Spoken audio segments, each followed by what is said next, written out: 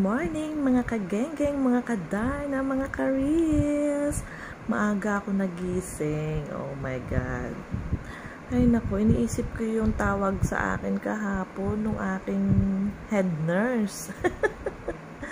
Kaya pala gustong-gusto niya akong tawagan kasi pinapasa niya na lahat sa akin yung ano ba yun? Yung permit ko, yung resume ko, nabasa naman na nilang lahat. Tapos, sabi niya, "Can I talk to you? When? What time?" Sabi niya. Sabi ko, nag-wonder naman ako bakit niya ako gusto pang tawagan. Nagkikita naman kami sa working place, sa confinement center. Hindi niya ako matanong-tanong.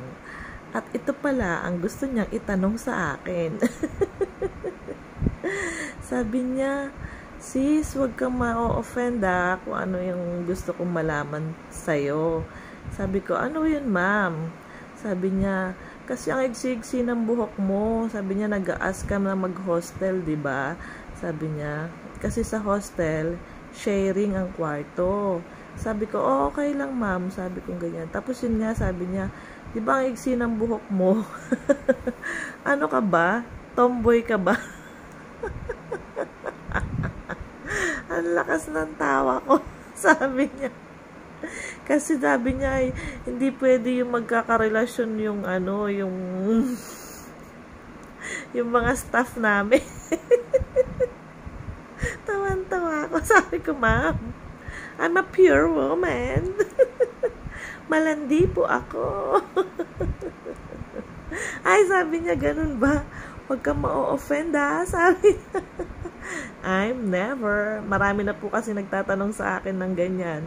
Pagpapasok ako sa ibang mga confinement, sabi, "Tomboy ba yun? Bakit ganyan ang buhok?" Ay! Don't judge the book. Don't judge my hair. Pang ano ko lang yan kasi. Kaya gusto ko na lang ng ganito. Ayoko kasi yung pabalik-balik sa salon, sa parlor. Diyos ko, mahal-mahal ng gupit. Dati 25. Ewan ko na lang ngayon. Ang tagal ko nang hindi nakakapunta ng parlor.